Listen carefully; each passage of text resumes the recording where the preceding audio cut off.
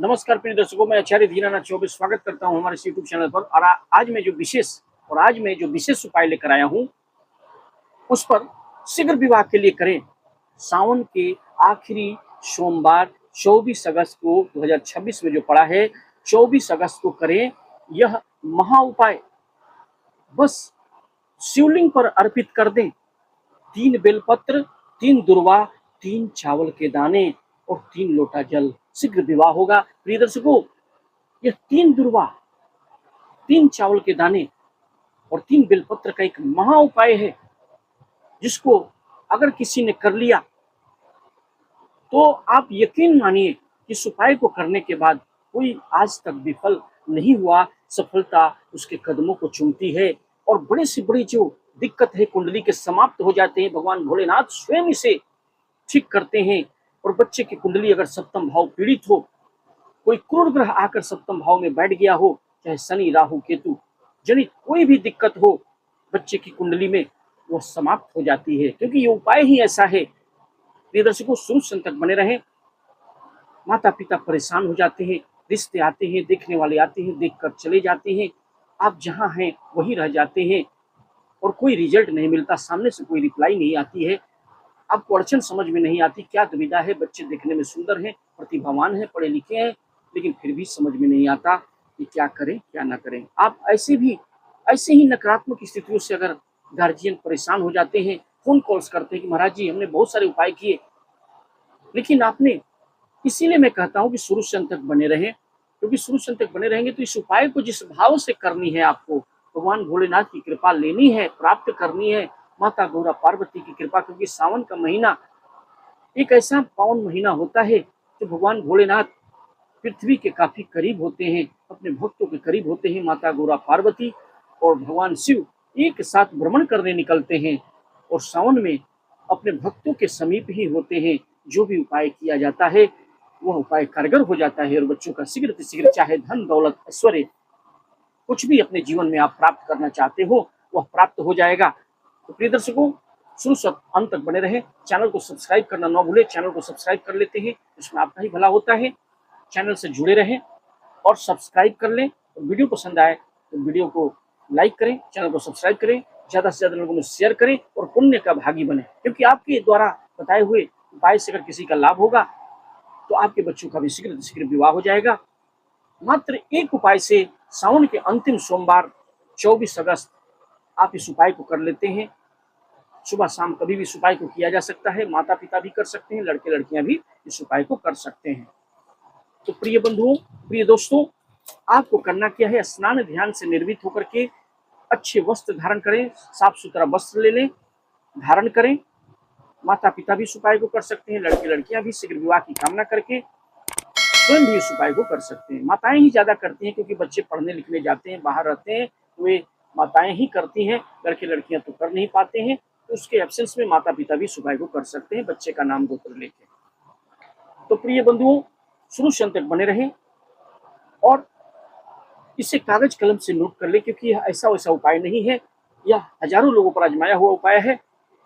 और सावन में जिसने भी इस उपाय को किया उसे बड़ा से बड़ा रिजल्ट मिला। जो भी चाहेंगे, धन दौलत ऐश्वर्य नौकरी प्राप्ति, सब कुछ मनोकामना पूर्ण होगी। शीघ्र विवाह की भी कामना होगी, मनपसंद जीवन साथी प्राप्ति की कामना, मनपसंद पति की प्राप्ति, मनपसंद पत्नी की प्राप्ति, सब कुछ प्राप्त होगा मात्र इस उपाय से। सावन के अंतिम सोमवार इस उपाय को करना न भूलें।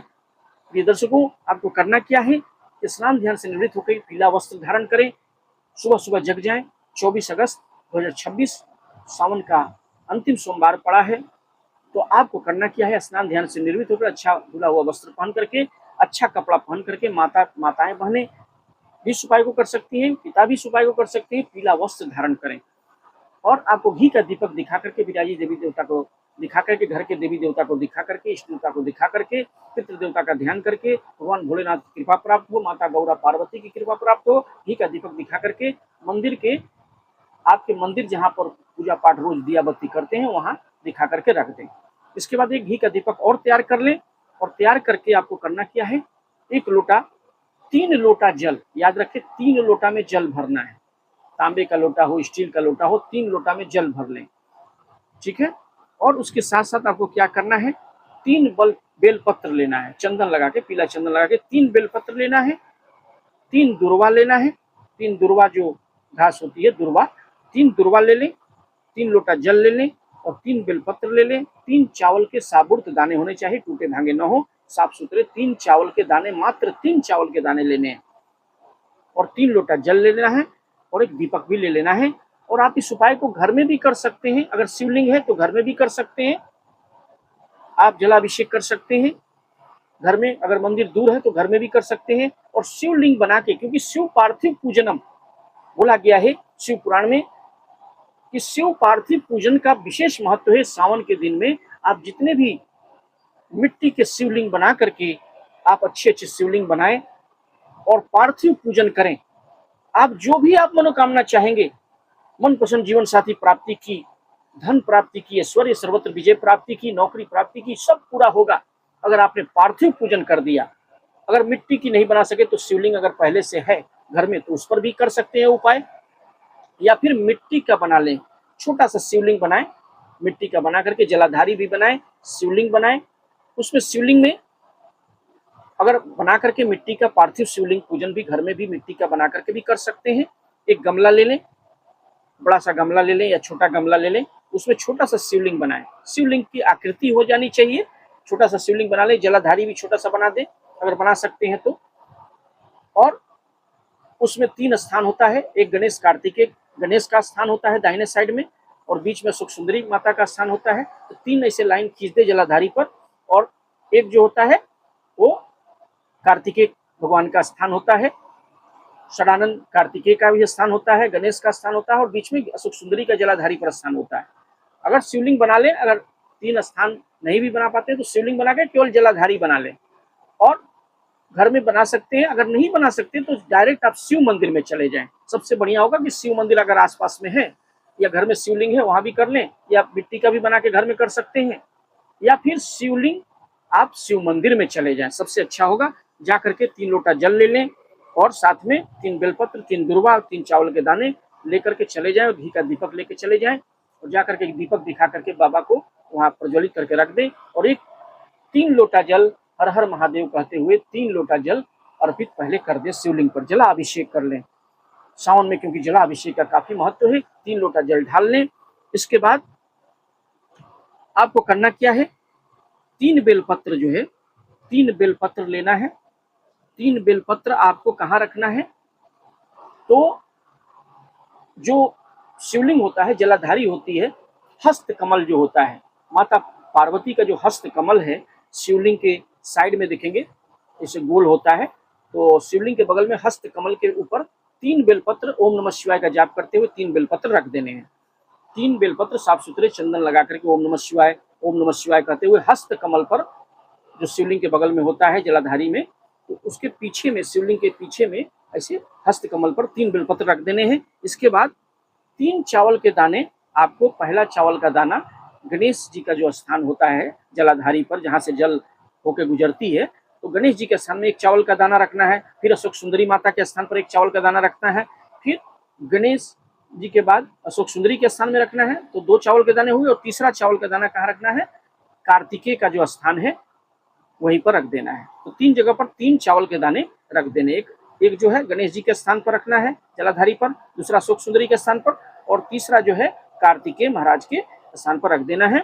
3 चावल के दाने आपने रख दिए, 3 बेलपत्र रख दिए हस्तकमल पर, 3 बेलपत्र और 3 दुर्वा जो है उसी चावल के दाने पर, जहां जहां गणेश जी का स्थान है, चावल के दाने जहां रखे आपने, एक जो है दुर्वा गणेश जी के स्थान पर रख देना है जहां चावल रखा था आपने, दूसरा जो है अशोक सुंदरी के स्थान पर रख देना है, तीसरा दुर्वा कार्तिकीय स्थान पर रख देना है। यानी 3 दुर्वा भी आपने रख दिया जलाधारी पर।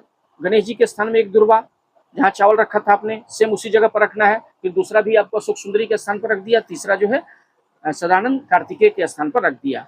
तो 3 दुर्वा आपने रख दिया, 3 चावल के दाने रख दिए, 3 बेलपत्र रख दिए और उसके साथ साथ में आपने एक दीपक दिखा के रख दिया वहां पर, और साथ में 3 लोटा जल तो आपने प्रथम में डाल ही दिया। ऐसा करके पार्थिव पूजन करके घर में भी कर सकते हैं, या फिर शिव मंदिर में आपको क्या करना है, तो 3 बेलपत्र आपको हस्तकमल, माता पार्वती का हस्तकमल के पास में शिवलिंग के बगल में चढ़ा दिया, 3 बेलपत्र 3 चावल के दाने, जो गणेश जी के स्थान में सुख सुंदरी और कार्तिकेय के स्थान में 3 चावल के दाने और 3 दुर्वा आपको एक एक करके तीनों स्थानों पर, जहां पर आपने गणेश का स्थान चावल रखा है वहां रख देंगे। बीच में मिडिल में जो है सुख सुंदरी का जलाधारी में स्थान होता है वहां रख देंगे एक दुर्वा, दूसरा दुर्वा और तीसरा भी कार्तिकेय के स्थान में रख देंगे। ऐसा अगर आपने कर दिया, चौथे सोमवार पर भगवान भोलेनाथ की कृपा, असीम कृपा बरसने लगेगी और चारों दिशाओं से रिश्ते आने लगेंगे, बड़े से बड़े रिश्ता आएगा और बच्चों का शीघ्र से शीघ्र विवाह हो जाएगा। माता पिता भी इस उपाय को कर सकते हैं, बच्चों का नाम गोत्र लेके, या लड़के लड़कियां जिनके विवाह में बाधा आ रही है वे भी बड़े से बड़े अड़चन, जो काल सर्प दोष, मांगलिक दोष, जिन बच्चों के विवाह में बाधा बहुत दिनों से आ रही थी, अड़चन आ रही थी, कट जा रहा था विवाह, तो कोई ना कोई प्रस्ताव भगवान भोलेनाथ जरूर कृपा करेंगे इस सावन में और उनका विवाह जल्द से जल्द हो जाएगा। तो प्रिय दर्शकों, आशा करते हैं वीडियो पसंद आए तो वीडियो को लाइक करें, चैनल को सब्सक्राइब करें, बेल आइकन को ऑल पर सेट कर लें, ज्यादा से ज्यादा लोगों में शेयर करें। और कुंडली विश्लेषण के लिए हमें बच्चों का नाम, डेट ऑफ बर्थ, जन्म का समय, जन्म का स्थान लिखकर अवश्य भेजें। मैं बता दूंगा आपके बच्चों की शादी कब होगी, किस दिशा में होगी, कितनी दूरी पर होगी, जीवन साथी कैसा मिलेगा, लव मैरिज होगी क्या अरेंज मैरिज होगी, सारे प्रश्नों के लिए हमें स्क्रीन पर दिए हुए नंबर पर कॉन्टैक्ट अवश्य करें। तब तक के लिए नमस्कार। हर हर महादेव।